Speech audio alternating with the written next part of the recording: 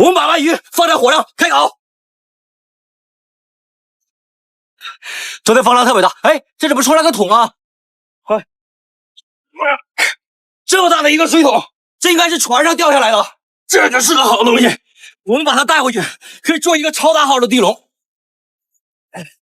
首先，我们在桶的中心开出一个圆孔，再用我们捡来的塑料口做出一个进鱼口。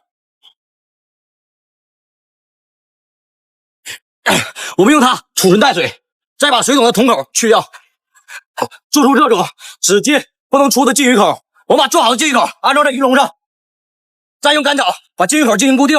我们鱼笼的进鱼口已经制作完成，现在我们再开一些小孔，有利于排水，快速沉底。现在我们去找些诱饵，这里发现了一个沙蟹洞，里面应该有沙蟹的存在，我们就利用沙蟹作为诱饵。哎，这怎么有条19公啊？这应该是沙蟹储存的食物，这都已经臭了，刚好可以作为诱饵。我们把这条发臭的19公放在我们的鱼库里，我们将19公捣碎，我们将诱饵放入地笼，这个地笼的浮力应该很大，我们加个石头作为前缀。现在我们将鱼笼抛入大海。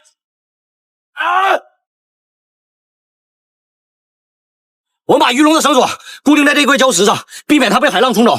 这个时间我们也不能浪费，去摘一些仙人掌果，补充一些维生素。这刚几天没来，这些仙人掌果都已经红了，这个也太大了。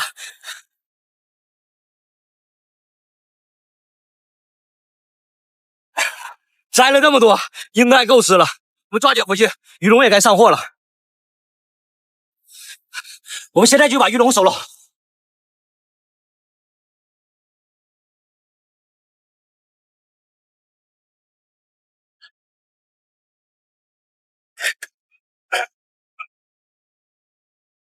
这里面好像是一条鳗鱼，我们先把进鱼口卸下来，然后再把它倒出来。我的天哪，这条鳗鱼也太大了，最起码得有4、5斤。今天晚上是有吃的了。我们把鳗鱼放在火上开烤。这鳗鱼终于烤好了，我们现在开吃。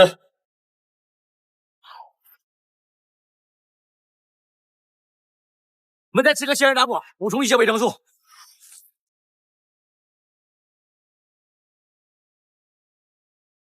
好像是只大龙虾。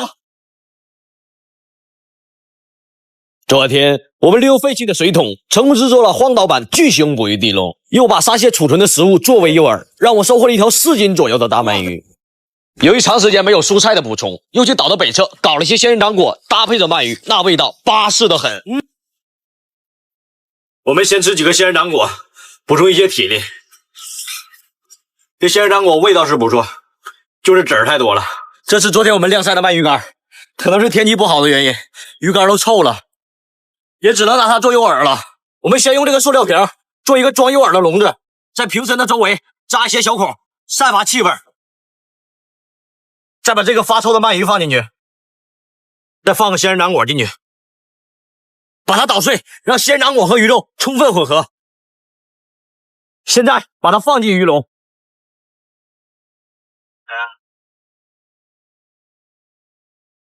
我们把鱼笼的绳索固定在这块礁石上，避免鱼笼被冲走。这个庇护所现在四处漏风，晚上根本就睡不好。我决定把这个庇护所先进行拆除，然后找个地方重新搭建。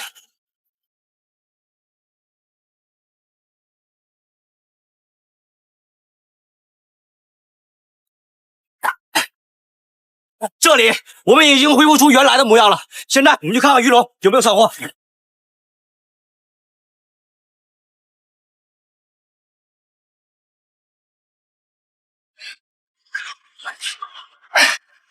好像是只大龙虾，这个头还不小呢。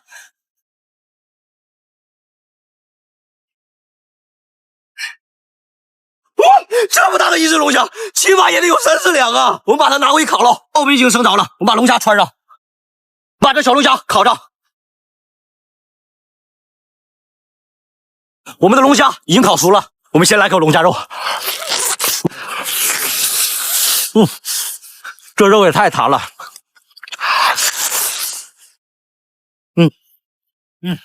现在我们找一个合适的地方搭建一个新的庇护所。预备，放手！昨天我们利用废弃的水桶，成功制作了深海捕鱼地笼，又利用发臭的鳗鱼作为诱饵，让我收获了一只大龙虾。龙虾则被我带了回去，做了炭烤，那味道鲜美无比。这几天的海浪特别大，又有这么多的物质被刷新了。我们看一下有什么可以利用的。这怎么有个内胎呀？应该是船上掉下来的。这还有弹力，我们能利用上，把它带回去。这里还有个浮球，应该是刚冲上来的，上面长满了牡蛎，我把它也带回去。我决定利用这个浮球，还有车的内胎，做一个弹射的钓鱼装置，这样一定能钓到大鱼的。我们先把这个浮球对半切开，把上面的牡蛎壳也得敲下去，避免割手。我们再把浮球的边沿开出2个圆孔。现在我们把皮带处理一下，我们把这皮带穿进来，把它捆上。我们利用这2根竹子作为支点，把我们的弹射装置固定在支点上，测试一下弹力怎么样。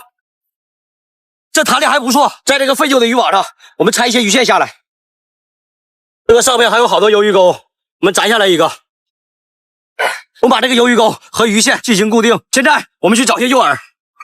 哎，这里发现了个海螺，哇！我们就用它作为诱饵。我们先把这个海螺捣碎，取出海螺肉，我们把这个螺肉挂在鱼钩上。预备，放手！这样钓鱼会节省一部分人力。我们利用这个时间去后山砍些竹子回来。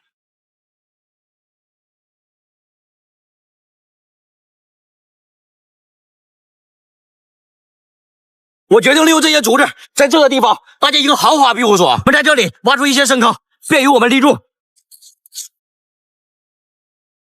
我们再埋上一些浮土，我们再用脚把它踩实。我们庇护所的立柱已经搞好了，我们去看看钓鱼装置有没有烧花。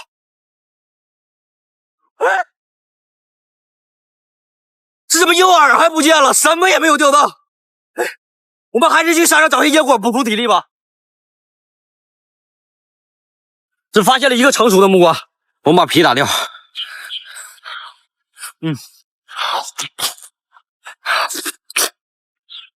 只能吃个小木瓜硬扛一下了，等待晚上赶海再加餐吧。昨天我们利用捡来的车胎、浮球，成功制作了弹射钓鱼装置，又去岛的北侧搞了些竹子，搭建了庇护所的框架。由于制作的钓鱼装置毛都没有钓到，只能靠个木瓜勉强充饥了。现在刚好退大潮，我们现在去把鱼笼收了。哎，这鱼笼怎么冲到这里了？我还以为它丢了呢，不过都已经变形了。现在这个笼子里面还有鱼呢，不过这鱼啊都已经被螃蟹吃的差不多了。这也太臭了，可惜了这2条大鱼了。我们把它拿回去处理一下，用来打窝掏坑吧。首先，我们把这个竹筒劈成竹条，我们再把这2条臭鱼啊放在竹条上，把这2条鱼用竹条包裹起来。我们再用干草把它进行固定，这样又能让鱼蟹吃到诱饵，又不至于把诱饵拖走。现在刚好退大潮，涨潮的时候，这个坑里经常有大货出现，我们就把诱饵放入这个坑里。这盘坑上货呀，需要太长时间的等待。我们先回去把庇护所维护一下，避免下雨。我们把这些竹子开出凹槽，利用榫卯结构进行固定。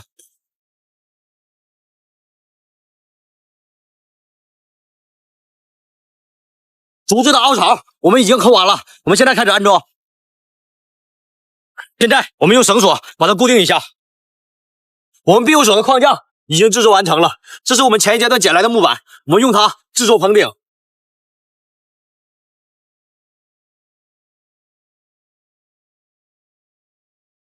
哎呀，对了，我们的鱼笼还没收呢，我们先去把鱼笼收了，这都忙忘了。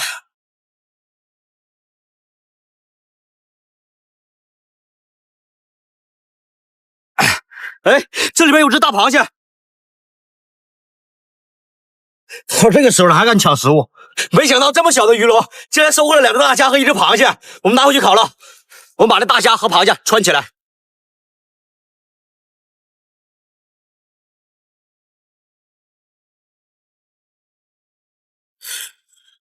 终于烤熟了，兄弟们。还真香。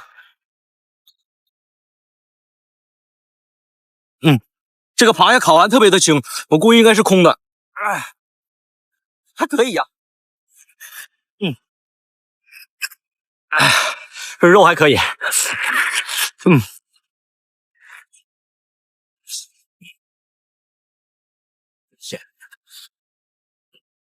今天实在是太累了，我们还是明天去掏坑吧。这么大的鳗鱼，我们上火开烤。昨天我们把绿竹开出凹槽，利用木板成功搭建了庇护所的屋顶，又利用竹片将臭鱼作为诱饵进行捆绑，扔入坑里打窝，等待明天的收获。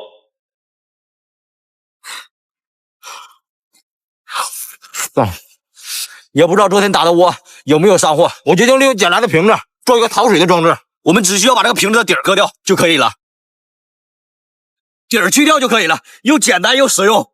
拿上我们的鱼桶，走去掏坑。这里边好像有大货，现在我们开始掏坑。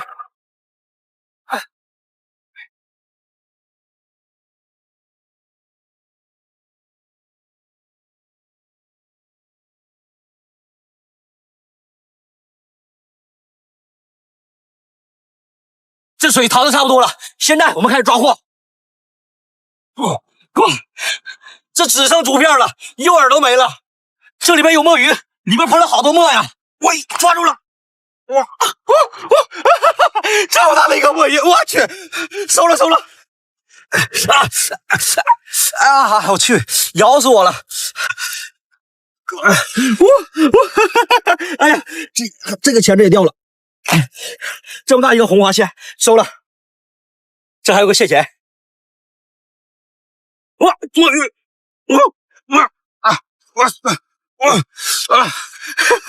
还有一只小墨鱼！哇，这还有个螺！这么大的花螺，我把它收了。还有一只虾。哇，有只螃蟹！哪里跑？哇，它已经带籽了，把它放了吧。哇，这么大的鳗鱼！这个鳗鱼在这个石头缝下面。哇，这个鳗鱼是很凶的，千万不要用手去抓它，我们用这个木棍子把它勾出来。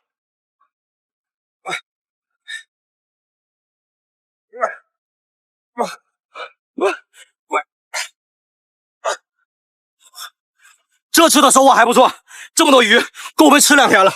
我们把它拿回去，开火开烤。这么大的鳗鱼，我们上火开烤。这2只小墨鱼我们也烤上，还有2只螃蟹、大虾和海螺。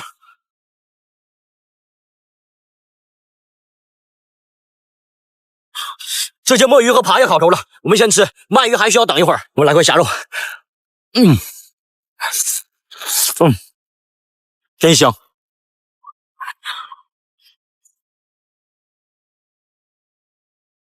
这鳗鱼也差不多了，我们开吃。这也太过瘾了。今天是吃饱了，剩下的这些我们留着做夜宵，明天我们继续干。这么大的鳗鱼，我们上火开烤。昨天我们利用臭鱼打窝，却意外收获了2条小墨鱼。把水掏干后，又收获了许多海货和1条大海鳗。其中带籽的螃蟹被我放回了大海，海鳗则做了烧烤。这是我们昨天吃剩下的鳗鱼骨，上面还有些碎肉，我们把它处理一下。鱼头和鱼尾我们留着下地笼，鱼骨我们用竹片包裹起来。骨质的2端我们各放1块泡沫，间隔出缝隙。现在我们再用干草把它捆扎结实，这样鱼儿又能通过缝隙嗅到香味，又不至于把诱饵拖走。现在我们把它扔到坑里，继续打窝。我们把诱饵就下入这个坑里。现在回去把鱼头鱼尾处理一下。这是我们之前的鱼笼，装满水根本就拉不动。我决定把这个鱼头改良一下，方便我们提拉。为了更好的排水，我们必须把鱼笼底部切割下来。这是前几天我们赶海捡的破渔网，我们就用它做我们的桶底。我们用干草把这个渔网进行固定，再把进鱼桶装上，将剩下的鱼头和鱼尾放进鱼笼里，这样就齐活了。我们把鱼笼投放出去。现在我们把鱼笼投放下去。这时间也差不多了，打窝的水坑应该上货了，我们去看一下。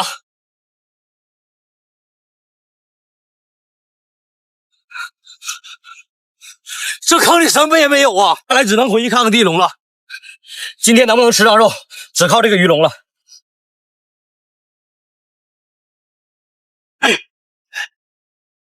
这里面什么也没有啊！哎，发现了一只龙虾，抓到了一个龙虾。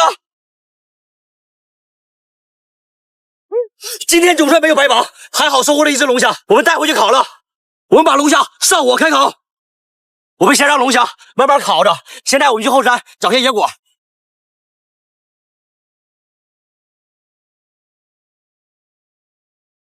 哎，这好像是小鱼头蛋，都发芽了，都烂了。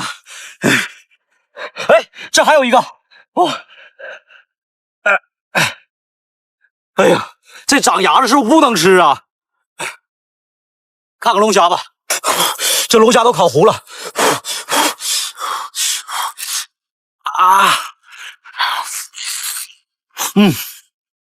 真香。